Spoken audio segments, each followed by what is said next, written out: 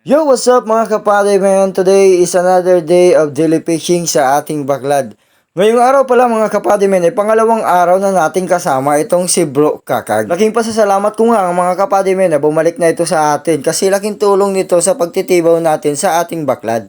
Kapar, matibaw na kami ni bro. Bukod nga sa katulong na natin siya sa pagpandaw sa ating baklad, meron pa tayong Mga driver.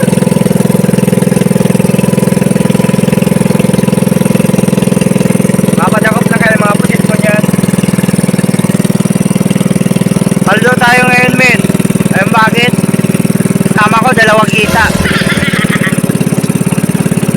Yung huli natin maduduble.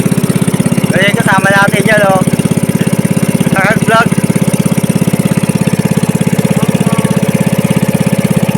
At pagdating nga natin sa ating baklad, ay bumugad sa naman kaagad ang maraming kalat. Ang di lang natin inaasahan mga kapadimin, sa kalat na yan, ay marami palang nakasilong na mga isda.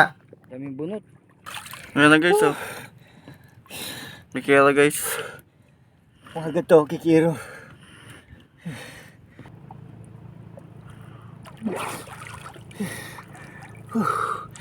Isit bukit.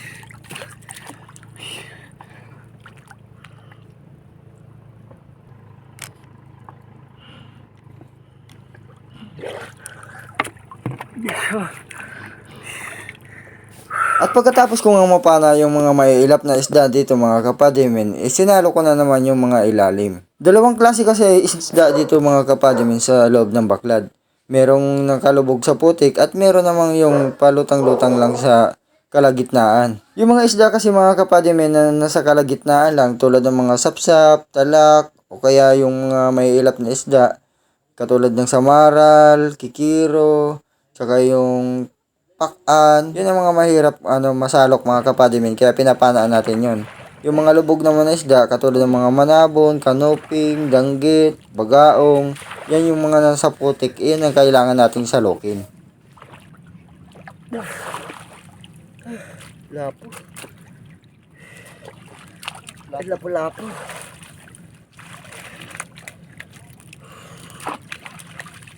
Balat.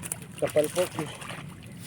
At ngayon nga ay tapos na tayo magpandaw. At aalamin na naman natin ngayong araw kung magkano ba ang kikitain ni Padimin sa pagtitibaw. Ang kita pala natin dito sa pagdadagat mga kapadimin ay hindi pare-parehas sapagkat nakadepende lang ito kung anong mahuli natin sa araw-araw sa ating baklad. At ito na nga, binuhos na nga ang una nating tibaw. Karamihan nga dito ay alimasag at mga kikiro na ating pinana kanina at ilang pirasong pusit din ang nahuli natin dyan. Ito, papakita ko na sa inyo mga kapadimin kung magkano ba ang kinita natin sa araw na ito. Kasagyan.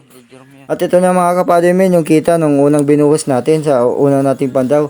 233, ang bali magiging kalahati niyan ay 116. At ito naman kay Jam ay 76, ang magiging kalahati niyan ay 38. Yan yung mapupunta sa atin. Yung sariling baklad natin mga kapadimin, walang huli. Ito namang ibang lista, yan yung mga bebenta sa atin na huli din nila sa ating baklad. So yun lamang po mga kapadimen. Thank you for watching. Bye bye. Sana po mag-iingat po tayo lagi. God bless you all.